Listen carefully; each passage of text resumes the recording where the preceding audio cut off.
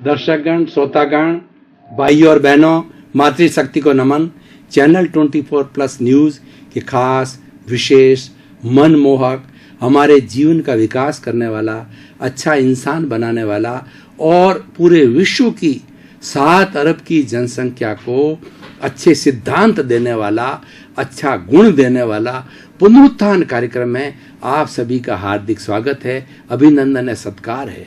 पुनरुत्थान कार्यक्रम के अंदर प्रतिदिन नए नए विषयों के बारे में विवेचन किया जाता है। उसी क्रम में आज का एक भारतीय संस्कृति का महान विषय कारण कार्य सिद्धांत के बारे में हम विवेचन करेंगे। ये सिद्धांत भारतीय संस्कृति का प्रतिनिधित्व करता है।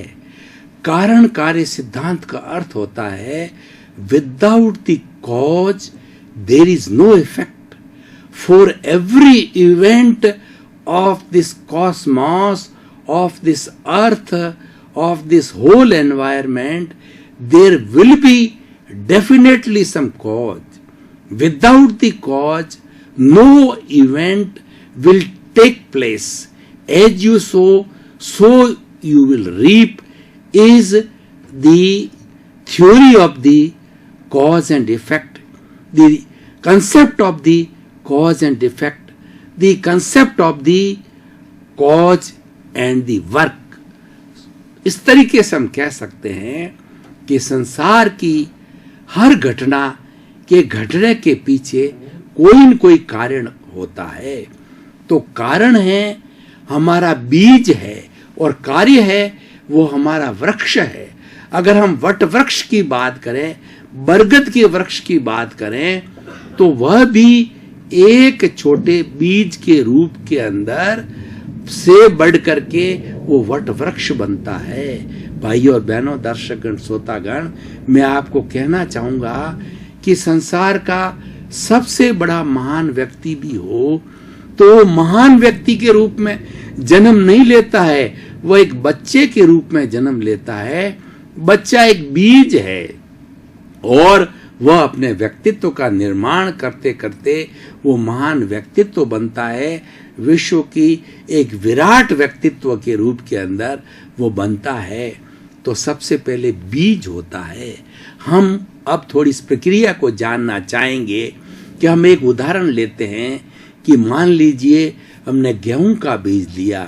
हम हमारी खाद्य सामग्री गेहूं को बोना चाहते हैं, उस सामग्री की प्राप्ति करना चाहते हैं, तो हमने जमीन का लेवलिंग करके, जमीन को थोड़ा उपजाऊ बना करके, उसके अंदर हल चला करके गेहूं के बीज बोए। वो हमने बीज का वपन किया, हमने कोस डाला। तो अब उसके बाद के अंदर आप देखिए उसको पानी दिया जाता है, उसको धूप, एनवायरनमेंट, अच्छी हवा सारा दे करके, और धीरे धीरे ये पौधा जो है गेहूं का 2 फलक के रूप के अंदर उसका जो है वो जो रोपण होता है, 2 फलक फूटते हैं। फलक फूट करके वह एक पूरा पौधे का रूप लेता है। तो गेहूं का पौधा छोटा होता है, लेकिन वही बीज जो है अगर वृक्ष का रूप लेता है जिसके ऊपर मीठे मीठे फल लगते हैं, तो वह भी बीज के रूप में होता है। तो हर एक का जो प्रारंभ होता है बीज से होता है, कॉज से होता है, कारण से होता है, और जो हमको फल मिलता है वह उसका इफेक्ट होता है, वह उसका कार्य होता है। तो इस तरीके से ये the theory of the cause and effect, कारण कार्य का सिद्धांत है, ये यूनिवर्सल है, सार्वभौम सत्य है, ये त्रैकालिक है। ये तीनों ही भूत, भविष्य और वर्तमान, तीनों काल में सिद्धांत ये कार्यकारी होता है। अब हम थोड़ा इस सिद्धांत को जो है हम इसको दार्शनिक रूप देते हैं कि अगर आप as you will sow, so you will reap, जैसी करनी वैसी भरनी, जैसे आप कॉज डालेंगे वैसे आपको इफेक्ट मिलेंगे।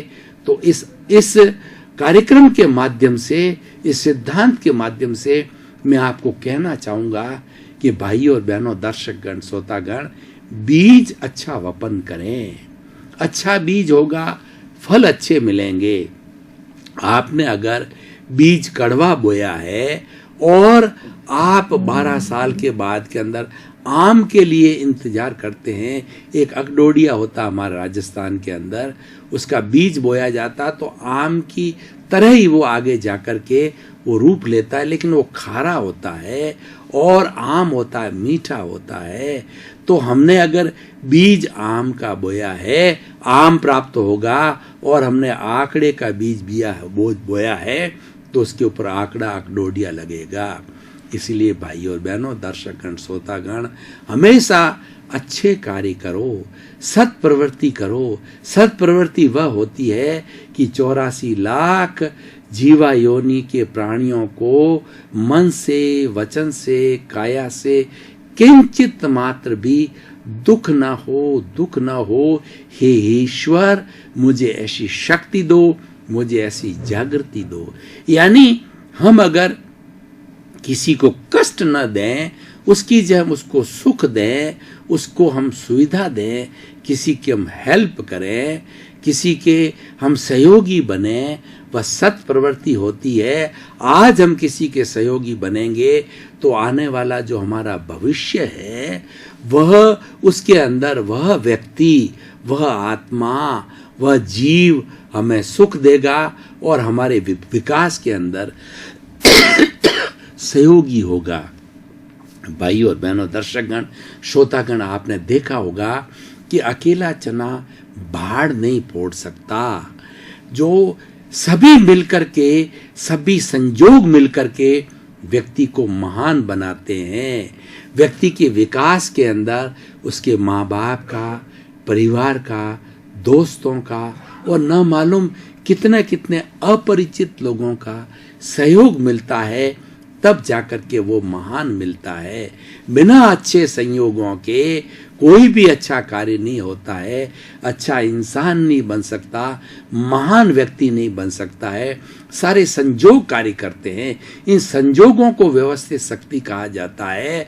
और अगर व्यक्ति यह कहता है कि मैंने किया, ये कर्ता भाव जो है ये अहंकार पैदा करता है, और कर्ता भाव ही सब कर्म बंधन का कारण है। उसकी जगह अगर व्यक्ति यह सोचे कि इस व्यवस्थित शक्ति में, इस पूरी सृष्टि के अंदर मैं तो मात्र एक निमित्त हूँ, जैसे दूसरे संयोग है उन संयोगों की तरह से मैं भी एक संयोग हूँ, तो व्यक्ति को न तो कोई टेंशन होता है, न कोई अहंकार होता है, और वो निष्काम कर्म की परिभाषा में आता है। गीता में भगवान कृष्ण ने कहा है कि तुम निष्काम कर्म करो, फल की इच्छा मत करो। फल की इच्छा करना और फल के लिए तड़पते रहना जो है, यह एक स्वार्थ का कार्य हो जाता है। ये निष्काम नहीं होता है, इसके अंदर कर्ता भाव आ जाता है, और कर्ता भाव ही समस्त दुखों का कारण है, सभी कर्मों की जननी है। इसीलिए हमें संयोग रूप में रहना है, और हमें मात्र जो है वो एक निमित्त के रूप में रहना है। ये सृष्टि का जो करता है वो व्यवस्थित शक्ति है, और वो संयोगों के पुंज को हम व्यवस्थित शक्ति कहते हैं, और वही यह सृष्टि है, वह व्यवस्थित शक्ति कार्य करती है, हम तो मात्र निमित्त है। यानी सृष्टि जो है वो एक कॉज है, उस कॉज के द्वारा जो है सारे कार्य होते हैं, सृष्टि में सारे कार्य होते हैं। वो सृष्टि जैसे कॉज डालती है वैसे कार्य होता है, और व्यक्ति रूप के अंदर, आत्मा के रूप के अंदर व्यक्ति जैसे भाव कर्म करता है, उसके भाव कर्म के अनुसार उसकी कॉजल बॉडी बनती है, और कॉजल बॉडी के अनुसार उसको अच्छे बुरे पुण्य पाप रूपी फल बनते हैं। हम एक उदाहरण के द्वारा आपको बताना चाहेंगे कि किस तरीके से कर्ता भाव होता है और किस तरीके से निमित्त कार्य कहा जाता है। निमित्त नैमित्तिक होता है। आप एक उदाहरण के लिए देखिए कि हम चाय बनाते हैं, हमको चाय पीनी है, तो चाय बनाने के लिए कितनी चीज़ों का सहयोग चाहिए। सबसे पहले पानी चाहिए, दूध चाहिए, पत्ती चाहिए, भगोला चाहिए, अग्नि चाहिए, और उस अग्नि का जब बॉइलिंग होता है तो उसको रोकने वाला मनुष्य का जो हाथ हैंडल चाहिए। अब देखिए, कई 2-3 उकाले आने के बाद में अच्छे मसाले वाली चाय, स्वादिष्ट दर्शकगण, श्रोतागण, भाई और बहनों, हम एक विशाल विषय के अंदर बहुत गहरे गहरे समुद्र की गहराई की तरह गहरे चले गए थे मोती प्राप्त करने के लिए। अब हम थोड़े समय का ब्रेक ले रहे हैं, ब्रेक के बाद पुनः हाजिर होंगे।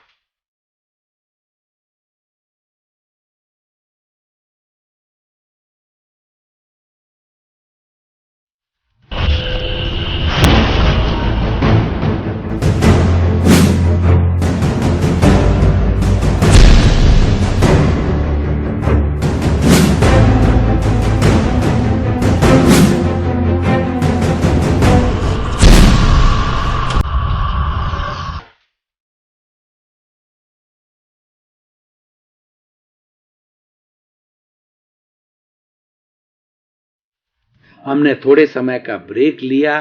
अब हम मानसिक रूप से, शारीरिक रूप से तरोताजा महसूस कर रहे हैं। अब पुनः हमारे निर्धारित विषय पर विवेचना प्रारंभ कर रहे हैं। चाय बनती है। अब आप देखिए कि व्यक्ति कहता है कि मैंने चाय बनाई, दूध कहता है कि मैंने चाय बनाई, तो ये क्या है? अर्ध सत्य है, ये पूर्ण सत्य नहीं है, क्योंकि सारे संजोग मिलकर के ही वह चाय बनी है। उसमें मनुष्य कहता है कि मैंने बनाई है, यह उसका कर्ता भाव है। अगर मनुष्य कहता है मैं और मेरा, कहता है मेरा घर, मेरा परिवार, मैंने बच्चों को पैदा किया, मैंने बच्चों को पढ़ाया लिखाया, मैंने इतनी संपत्ति अर्ज की, मैंने फैक्ट्री खड़ी की, मैं और मेरा का जो भाव है, ये हमारा भाव कर्म है, ये कर्ता भाव है। और यही आगे जाके कारण कार्य के सिद्धांत के रूप के अंदर हमें जो है वो दुख का कारण बनेगा, हमारे कर्मों का कार्य बनेगा।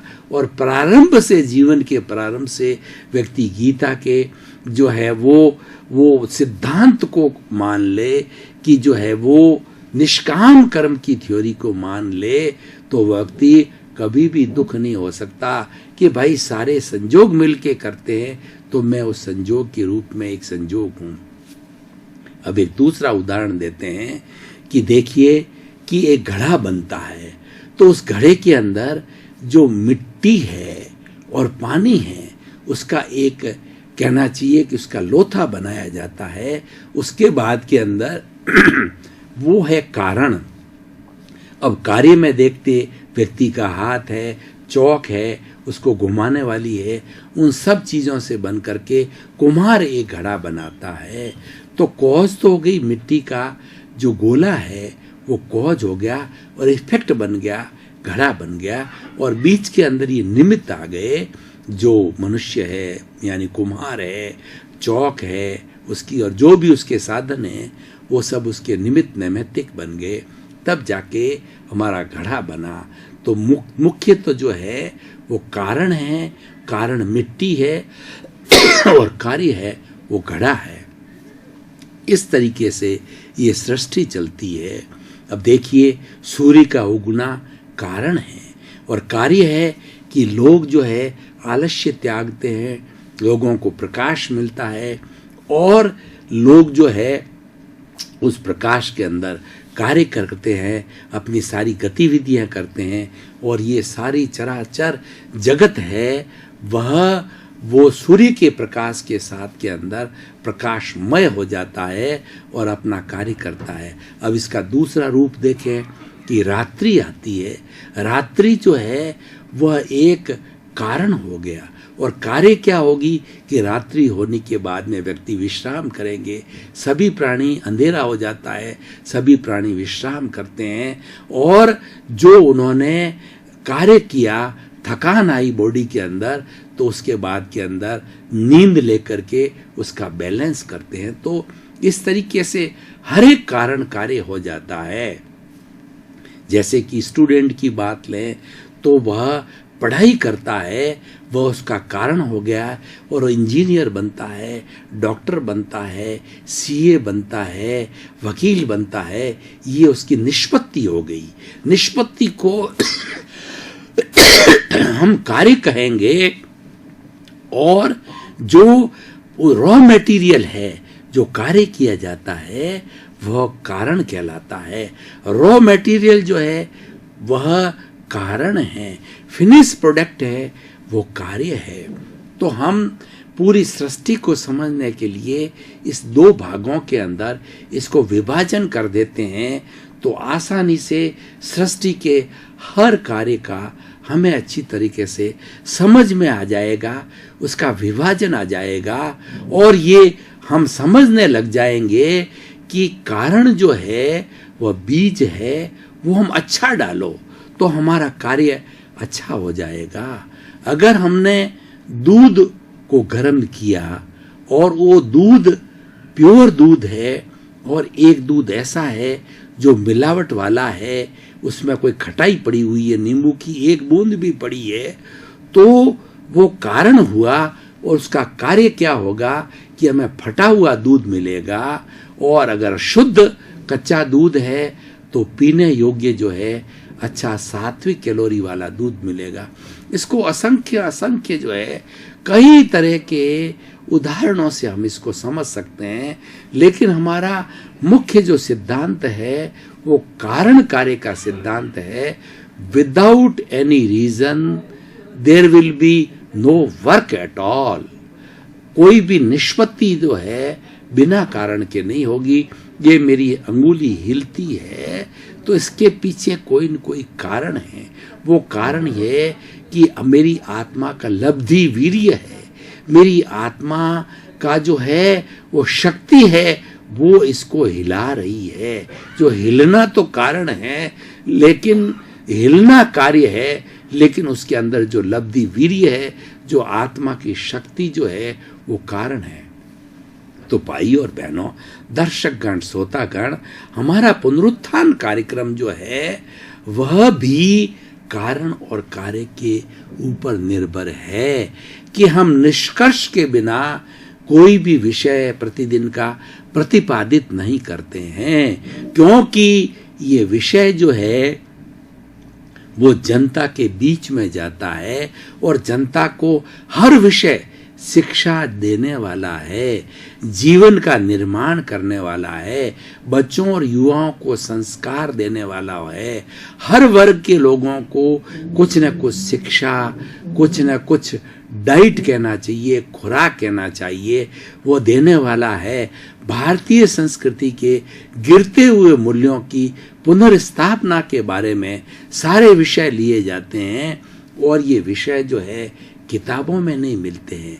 ये विषय अनुभव से आते हैं, चिंतन से आते हैं, और जो चिंतन का जो नवनीत है वो आपको परोसा जाता है। पुनरुत्थान कार्यक्रम एक नवनीत है। जब प्रारंभ से दूध के बाद में फिर उसका दही बनता है, दही को मथा जाता है तो नवनीत निकलता है, और नवनीत को जब तपाया जाता है तो कुछ छाछ अलग होकर के और हमारा घी मिलता है। तो घी हमारा कार्य है और दूध है वो हमारा कारण है। तो ये पुनरुत्थान कार्यक्रम कारण और कार्य के सिद्धांत के ऊपर निर्भर करता है। पुनरुत्थान का विषय है वह कारण है, और पुनरुत्थान के द्वारा लोगों को जो शिक्षा और संस्कार मिलते हैं वो हमारा कार्य है। इसलिए भाई और बहनों, दर्शकगण, श्रोतागण, आज के इस विशाल विषय के माध्यम से मैं आपको बताना चाहता हूँ कि इस चराचर जगत को समझना चाहते हैं, इस सृष्टि के बैलेंस को समझना चाहते हैं, तो कारण और कार्य का जो है आप संतुलन बिठाइए, इसकी गहराई के अंदर जाइए, तो आपको अपने आप इसकी जानकारी मिल जाएगी, भेद विज्ञान मिल जाएगा कि बिना कोई कारण के कोई कार्य नहीं होता है। आप देखेंगे कि मेरे भीतर जो है वेदना हो रही है शरीर के अंदर, तो निश्चित रूप से इसका कोई न कोई कारण होगा। कारण ये है कि आपने अशुद्ध भोजन किया है, आपने अशुद्ध चिंतन किया है, कोई अशुद्धता का सेवन किया है, आपका अशुद्ध कर्म उदय में आया है, तब जाकर के आपके भीतर जो है मानसिक अशांति, शारीरिक कष्ट हो जाता है, शारीरिक वेदना होती है। हम डॉक्टर के पास जाते हैं तो डॉक्टर जो हमारी पूछताछ करता है, डायग्नोसिस करता है, वो डायग्नोसिस कारण है और डायग्नोसिस होने के बाद के अंदर वो दवाई लिखता है और हम वापस स्वस्थ होते हैं, वो कार्य होता है। तो हर सिद्धांत को हम उठा करके देखें तो कारण और कार्य के माध्यम से हो जाएगा। इससे मैं आपको क्या मैसेज देना चाहता हूं कारण कार्य के सिद्धांत से, कि आप 24 आवर्स पूरे जीवन भर जो प्रवृत्ति करते हैं, प्रवृत्ति दो तरह की होती है, शुभ और अशुभ, सत और असत प्रवृत्ति, पुण्य और पाप, ये जोड़ा है, दिन और रात, स्त्री और पुरुष। तो इस जोड़े के अंदर जो है आपको मतलब 3 चीजें हमारी भारतीय संस्कृति में आती है कि गे, हे और उपादेय। गे का मतलब होता है पूरी सृष्टि के अच्छे बुरे को आप पहले समझो, जानो, उसका ज्ञान करो और फिर उसके बाद में विवेक बुद्धि। विवेक बुद्धि क्या है? हे और उपादेय का फर्क समझो। हे का मतलब है कि जो मैंने देखा है, जो मैं सुन रहा हूं, जो मैं कर रहा हूं, वो किसी को कष्ट देने वाली प्रवृत्ति है, चाहे खुद को कष्ट देने वाली प्रवृत्ति हो, समाज को कष्ट देने वाली प्रवृत्ति हो, 7 अरब की जनसंख्या को कष्ट देने वाली प्रवृत्ति हो, प्राणी मात्र 84 लाख जीव योनि के प्राणियों को कष्ट देने वाली प्रवृत्ति हो, उस प्रवृत्ति को हे छोड़ दीजिए। उपादेय का मतलब होता है कि स्वयं को सुख। भाई और बहनों, दर्शकगण, श्रोतागण, पुनरुत्थान कार्यक्रम हीरे मोती निकालने का कार्यक्रम है। ये हंस की वृत्ति का कार्यक्रम है कि वो अच्छे अच्छों को ग्रहण करो और बुरे बुरे को छोड़ते रहो। तो ये पुनरुत्थान कार्यक्रम का हमारा उद्देश्य है जगत कल्याण। सर्वे भवन्तु सुखिनः, सर्वे भवन्तु निरामया। इसलिए आप सभी का जीवन मंगलमय हो, आनंदमय हो, सुखमय हो। 7 अरब की जनसंख्या शांतिपूर्ण सह अस्तित्व के साथ में सुख का भोग करे। सबके प्रति मंगल भावना, शुभ कामना, सभी मोक्षगामी आनंद को प्राप्त करें। आपके प्रति मंगल भावना, शुभ कामना।